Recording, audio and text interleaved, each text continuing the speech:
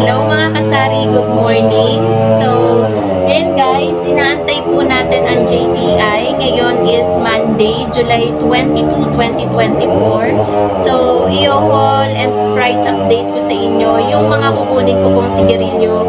And at the same time, yung kinuha ko sa kanila na utang na sigarilyo, yung pinredit po natin, ay akin pong babayaran. So, update ko na lang po kayo mamaya mga kasari kapag dumating na ang JTI. So, medyo maingay lang po dahil pinuputol po yung mga malalaking puno ng akasya sa may kalsada.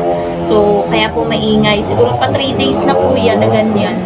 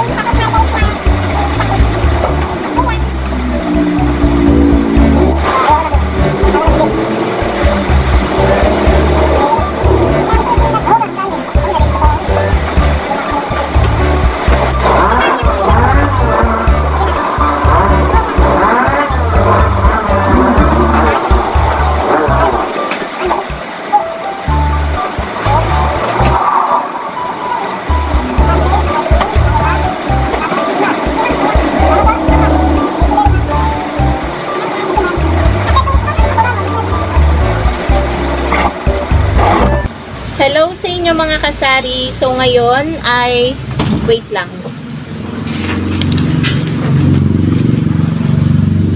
Ayan, dinaganan ko lang yung ating tripod para hindi tumumba. I-haul and pricing ko po sa inyo yung mga sigarilyo na kinuha ko po kay JTI. Medyo maulan guys, sobra. Simula umaga. Ngayon dumating ang JTI. Kala ko hindi na sila dadating. Magpo-4 na sila dumating. So, hapon na mga kasari, hindi ako sanay, kaya nga nag-expect ako na hindi na dadating kasi tuwing umaga sila dumadating, mga wala pang 11 AM, ganun. So, ang total ng nakuha ko kay JTI ngayon is 9,198. And then, yung total ng pinagbayaran ko naman po, yung last credit ko ay 9,785. Ito guys, yung isang resibo.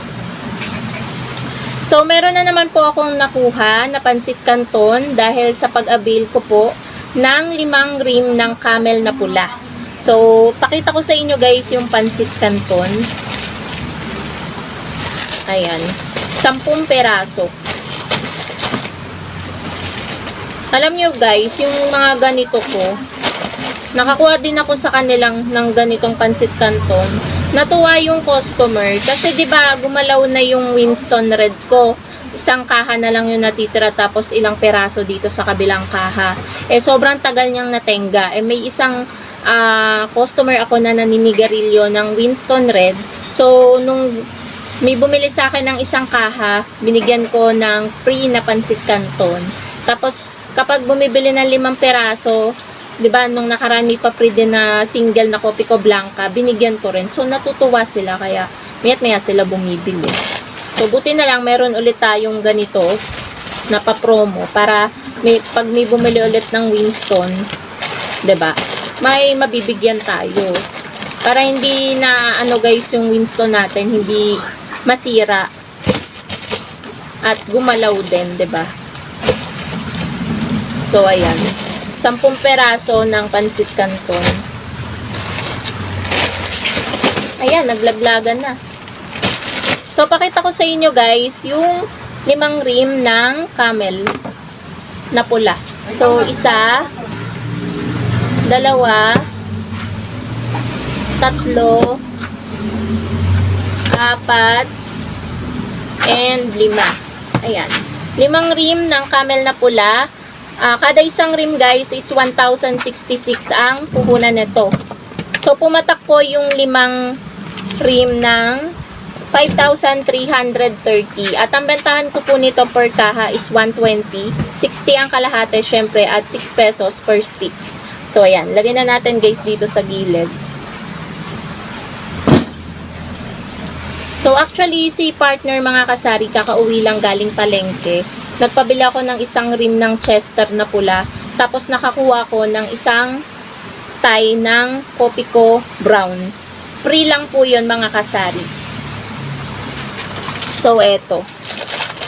Ayan, isang tie. 'Di ba? Kapag binenta natin to, may dagdag kita tayo na ano. Buti pa sa palengke nakakakuha ko ng mga pa-freebies. Kasi, dun sa nakaraan kong ahente, yung PMFTC, na hindi na pumupunta dito, apat na buwan na yata, ganyan. Pero kanina guys, may dumating dito na agent, bago na, babae pa. So, kung gusto ko daw ipa-open ulit, hanapin daw nila yung account ko. Kasi hindi na mahanap guys eh. So, ibig sabihin, talagang inalis ako. Tapos, nag-explain pa yung isang lalaki, sabi, hindi daw sadya, pero nawala yung account ko, 'di ba? Sabi nila, hanapin daw nila. Pero sa akin, okay lang naman, kahit wala akong ahente ng Marlboro. Which is yung PMFTC nga, kasi hindi naman talaga mabenta dito guys. Chester lang talaga yung gumagalaw dito. So, ayan, buti pa sa palengke, nakakakuha kami ng pa-free. So, dito, kumuha din ako guys ng isang rim lang ng Camel Menthol. Kasi medyo tumumal ang ating Camel Menthol. Same ang puhunan nito sa Camel na pula. So, ganun din yung bentahan. Tapos, kumuha din ako guys. Ito pala, share ko sa inyo, kumuha ko ng 2 kaha ng Winston Red. Kasi nga, 'di ba, medyo gumagalaw-galaw na dito ang Winston Red. Pero 2 kaha lang kasi construction worker, guys, yung bumibili nito, medyo patapos na yung ginagawa nila, kaya 2 kaha lang. Baka kasi maistaka na naman tayo ng Winston, hindi na naman gumalaw. So, ang puhunan, guys, ng Winston ay 288 yung dalawa eh. So, 144 ang puhunan ng isang kaha. So, 160 ang bentahan natin. 8 ang isang stick. Kalahati ay 80. So, kumuha naman po ako ng Mighty Green. Isang rim, 1,257 ang puhunan. At isang rim din po, ayan, medyo mamasa-masa pa. Isang rim din po ng Marvels na green. So, ayan, 1,257 din po ang puhunan nito. So, ang bentahan po natin nito per stick ay 770 ang kalahati. At ang isang kaha is 140. Diba guys? Mako-compute nyo na kung magkano lang yung tinutubo namin sa sigarilyo. So, dito, 1,400, diba ang puhunan? 1,200. 1,400 kapag yung benta natin, kapag napaubos. Tapos, 1,257 yung puhunan. So, tutubo lang po kami ng 143 kada isang rim. So, sa isang kaha naman po, ang tubo ay 14.3 lang. Ganon lang kaliit ang tubo namin sa sigarilyo dahil SRP po yung pagtitinda namin.